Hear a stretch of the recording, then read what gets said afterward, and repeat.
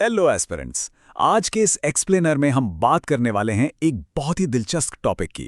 दिल्ली सल्तनत का वो दौर जो शायद सबसे नाटकीय, खूनी और असरदार रहा।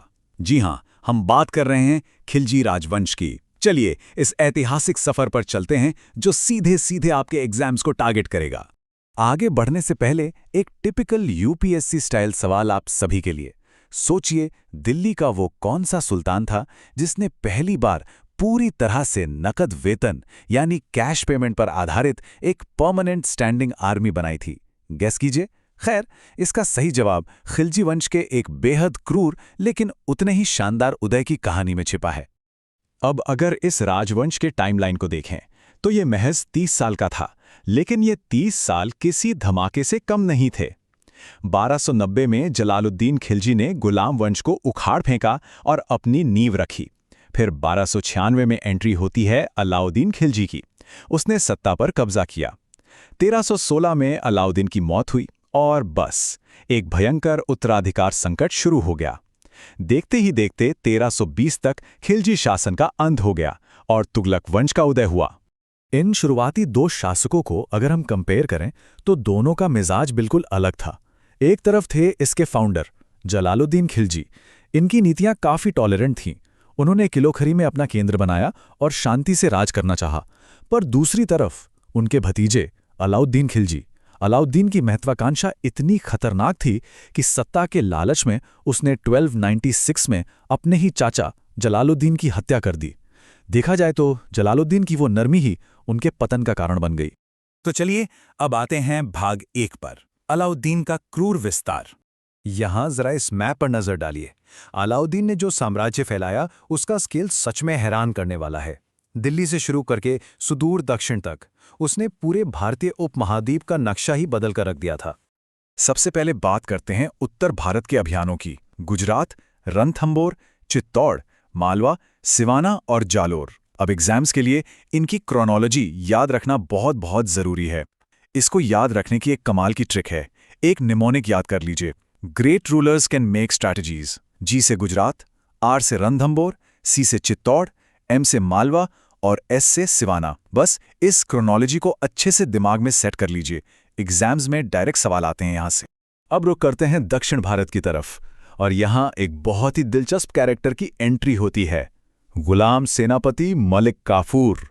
मलिक काफूर ने विंध्या के पार कई सारे सफल अभियान चलाए। इन राजवंशों पर खास ध्यान दीजिएगा। देवगिरी के यादव, वारंगल के काकतीय, द्वार समुद्र के होयसल और मदुरई के पांड्या। एक सबसे हाई यील्ड फैक्ट यहां बता दूं, वारंगल के जो शासक थे ना प्रताप रुद्रदेव, उन्होंने ही सरेंडर करते वक्त मशहूर कोहिनूर हीरा अलाउद्दीन को तोहफे में दिया था। इसे बिल्कुल मत भूलिएगा। आगे बढ़ते हैं भाग 2 की ओर, हाई यील्ड प्रशासनिक सुधार। अब जरा इन दो शब्दों पर फोकस कीजिए, चेहरा और दाग। एग्जाम के पॉइंट ऑफ व्यू से ये बहुत इंपॉर्टेंट है। चेहरा का मतलब था हर एक सैनिक का पूरा फिजिकल डिस्क्रिप्शन रजिस्टर में नोट करना और दाग का मतलब था घोड़ों को दागने की प्रथा, ताकि युद्ध के समय कोई चालाकी से अच्छे घोड़ों की जगह कमजोर घोड़े ना बदल दे। इन्हीं दो छोटे लेकिन असरदार सुधारों ने पूरी सेना का सिस्टम बदल दिया और इसी की बदौलत अलाउद्दीन पहली नकद वेतन वाली स्थायी सेना खड़ी कर पाया। अब सोचिए, इतनी विशाल सेना को नकद वेतन देना है तो खजाना तो खाली होगा ही।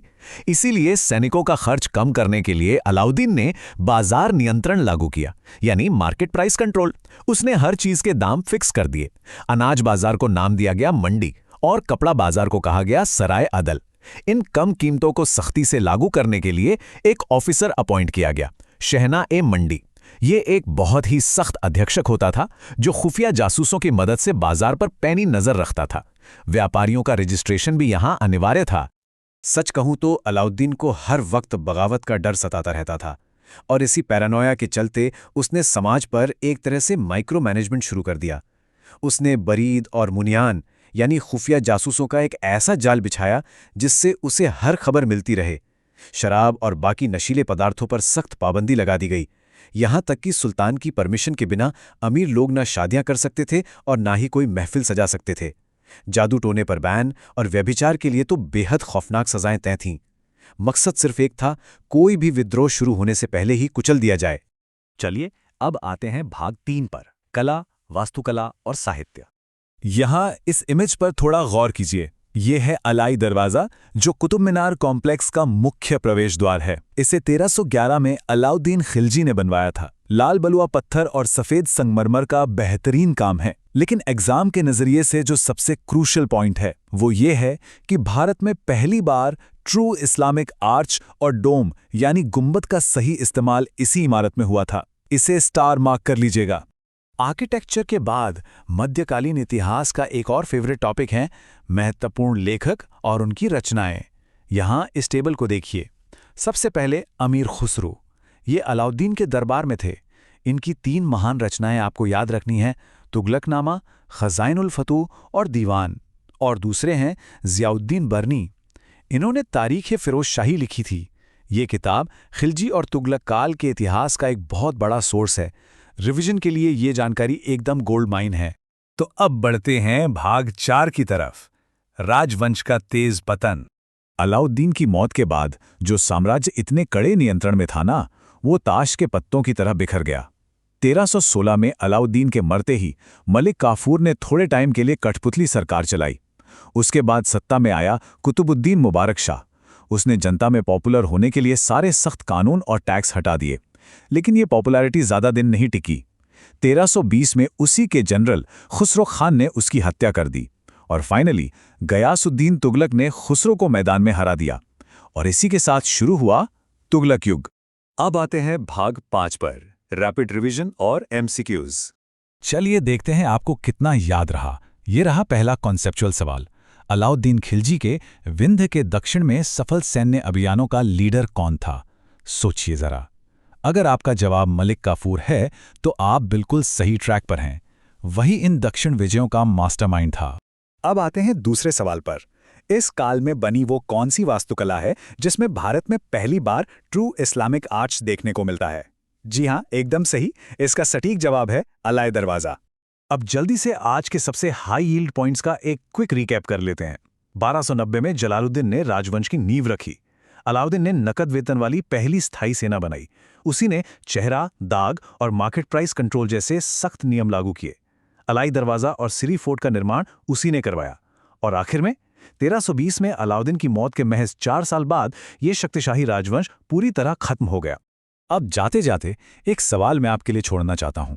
जरा सोचिएगा, एक ऐसा साम्राज्य जिस पर सुल्तान का इतना खतरनाक और पूर्ण नियंत्रण था, वो अपने सबसे महान शासक के जाने के सिर्फ 4 साल बाद इतनी बुरी तरह कैसे ढह सकता है? यह अलाउद्दीन की उस व्यवस्था की सबसे बड़ी कमजोरी को दिखाता है जो सिर्फ और सिर्फ डर पर टिकी थी। डर खत्म हुआ तो सिस्टम टूट गया और इसी खालीपन से तुगलक वंश का जन्म हुआ। मुझे उम्मीद है कि इस एक्सप्लेनेलर से खिलजी राजवंश को लेकर आपकी समझ और मजबूत हुई होगी। रिवीजन करते रहिए और अपने लक्ष्य की तरफ बढ़ते रहिए।